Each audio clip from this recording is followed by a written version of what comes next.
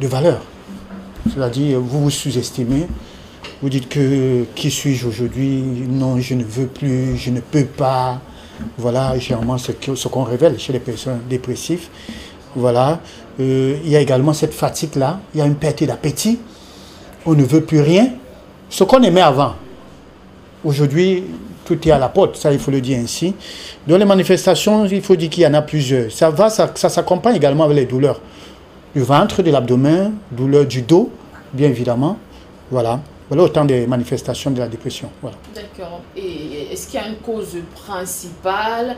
Je souhaiterais également qu'on s'apesantisse sur les facteurs de risque. Étant donné que la dépression est une pathologie assez complexe, ça il faut le dire, d'où les causes précises, on ne saurait vraiment nous donner une cause précise. Mais les facteurs, on sait que les facteurs, il y en a plusieurs. Notamment, je voudrais commencer avec des traumatismes. Parce qu'il est sans ignorer, c'est vrai que beaucoup de gens ne comprennent pas quand on voit aujourd'hui des adolescents se jeter dans des drogues et tout. On se pose la question, mais pourquoi? On a comme l'impression que c'était tous les ados. Non, il y a certains qui ne le font pas. On devrait s'interroger, on devrait se poser la question, mais qu'est-ce qui ne va pas? Est-ce que ces enfants n'ont pas vécu quelque chose de traumatisant? Il y a justement également le passé. Les facteurs de risque, il y a cette mauvaise compagnie.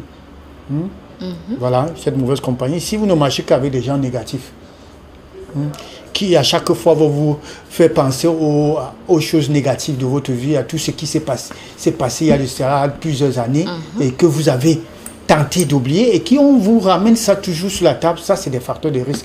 Donc nous avons également notamment des pathologies, notamment comme la thyroïde, l'hyperthyroïdienne, ça il faut faire très attention, ça également parce que ça peut entraîner un trouble hormonal. Voilà. Donc les pathologies, il y en a plusieurs. Des maladies métaboliques également, qui peuvent également. Il y a aussi un facteur génétique, antécédents familiaux.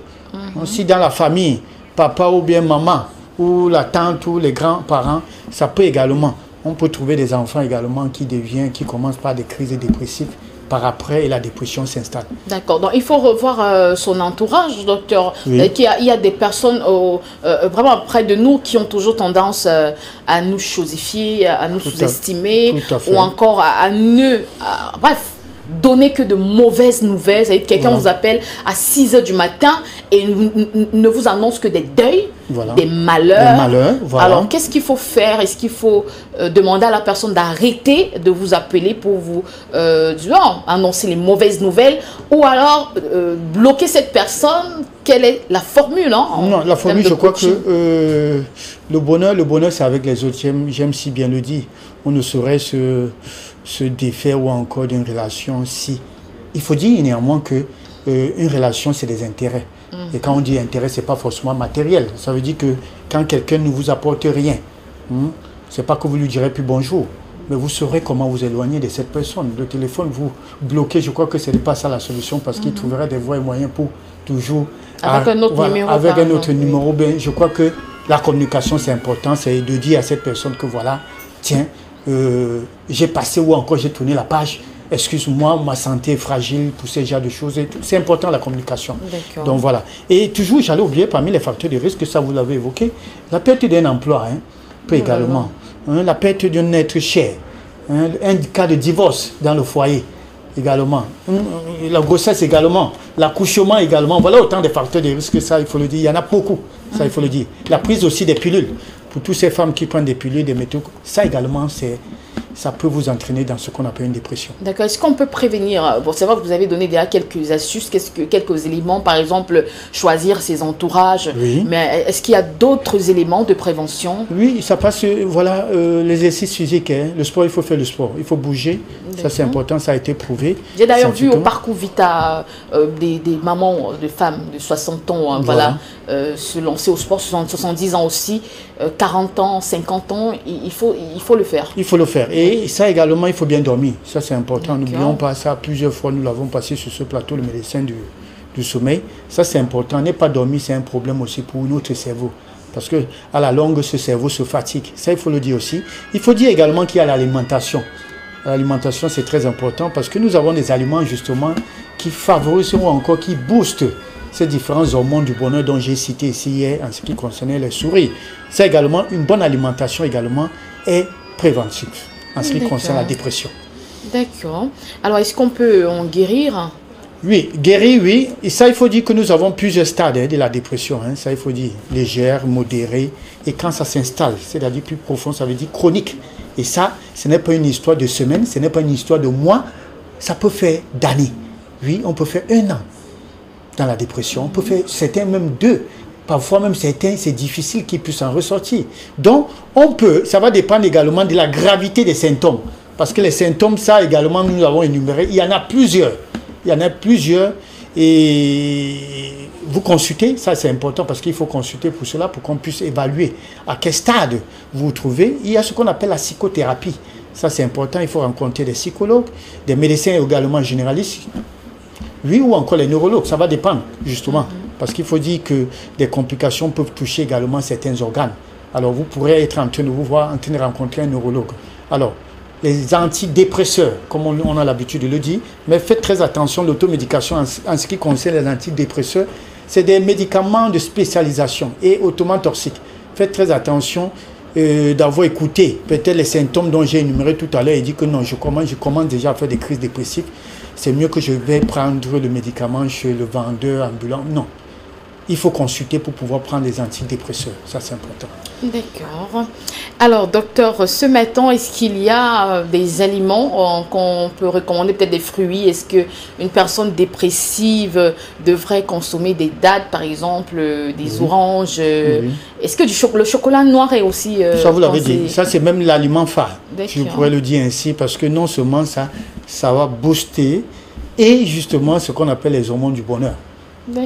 La dopamine, la sérotonine, l'ocytocine, ça je l'ai énuméré hier. L'endorphine également, ça c'est important. Nous avons l'avocat. Nous avons la banane. Ça c'est important de manger. Nous avons comme légumes l'épinard. C'est vrai qu'il y a certains qui ne savent pas ce que c'est, mais quand vous allez au marché Sadaga, on en vend là. Ce n'est pas la nourriture, ce n'est pas un repas des blancs, tout compte fait. L'épinard. On en trouve ça, on en trouve partout dans nos marchés. Donc voilà des aliments qui boostent. Nous avons parlé du chocolat noir, du raisin, ça c'est important. Les dattes. Voilà, des fruits rouges, bien évidemment aussi riches en antioxydants, ça c'est bon, ça booste. Il y a également comme viande, qui booste également ces différents hormones du bonheur. Nous avons le poulet. Vous n'avez qu'à voir, quand des enfants rentrent et qu'ils apprennent qu'on a préparé le poulet, ils commencent à sourire, c'est la joie. Voilà. Voilà, donc voilà autant des aliments qu'il faudra consommer. Ne pas attendre entrer dans un stade, ce qu'on appelle une crise dépressive ou encore dans la dépression pour commencer à manger ces aliments. Ces aliments également peuvent contribuer à la prévention, tout à fait. Et également à titre curatif, bien évidemment. Parce que quand on est dépressif, quand on est dans ce stade-là, il faudra notamment éviter de consommer des aliments beaucoup plus acides. Le pain, la farine, pain blanc, voilà, tout ce qui est friture, tout ce qui est raffiné, voilà, il faudra éviter de consommer ces genres d'aliments. Parce que là, au contraire, ça vous enfoncera davantage. Pourquoi? Parce que ça crée tout à fait tout ce qu'on appelle un milieu acide. Voilà pourquoi on conseille beaucoup plus, comme régime, on appelle régime méditerranéen. C'est-à-dire consommer beaucoup plus de fruits et légumes. Voilà. D'accord. Merci beaucoup, Dr Larry, pour tous ces précieux conseils. On demande également à toutes ces personnes qui nous regardent de célébrer la vie, c'est ça. Il faut relativiser. Voilà. Mais si aujourd'hui ça n'a pas marché, demain ça pourra marcher. Et il faut surtout apprendre à vider son sac, comme on le dit souvent. Ne gardez pas des choses dans votre ventre et dans votre cœur. Et la spiritualité également fait partie d'une thérapie. C'est pourquoi il faut écouter de la musique gospel. Voilà. C'est important. Même si vous êtes musulman, vous pouvez écouter de la musique gospel. Mais si vous êtes chrétien, vous pouvez également écouter certaines mélodies islamiques, ça fait du bien. Faire des méditations également, ça c'est important. Oui. Voilà. Certains font aussi du yoga. Du yoga, bien sûr, c'est bien sûr. Le yoga est bien. Voilà, le Nambudo également, qui est aussi une forme spirituelle. Ça également, voilà des exercices qu'il faudra faire, notamment la marche également. Faire des petits pas, comme on a l'habitude de dire, au bord de la mer. Voilà, c'est vrai qu'il faut aller jusqu'à Kribi ou je ne sais pas, pour pouvoir le faire. Ça, c'est important. Également, la natation également. Oui. Allez, même si vous ne savez pas nager, allez, plongez-vous dans l'eau, faites 30 minutes également. Ça contribue. Et pour finir, je dirais également la massothérapie, c'est-à-dire le massage. Ça détend, ça c'est important, ça détend, ça favorise une bonne circulation sanguine. Et ça contribue également à chasser, pour ne pas dire le stress, avec tout ce que ça comporte. Parce qu'il faut dire que la dépression fait partie, deuxième cause, après les maladies cardiovasculaires, la dépression fait partie de la deuxième cause des tout ce qui est mortel, tout compte fait. D'accord. Merci beaucoup pour ces précieux conseils, Dr Larion. On souhaite une excellente journée. Rendez-vous demain pour la dernière, s'il plaît à Dieu. Hein. J'espère que vous allez réussir à me regarder quand même dans les yeux pour sortir. Je peux vous regarder. D'accord, comme c'est la fin, c'est cool. Allez, c'est un regard qui va forcément m'aider à ne plus déprimer. Voilà.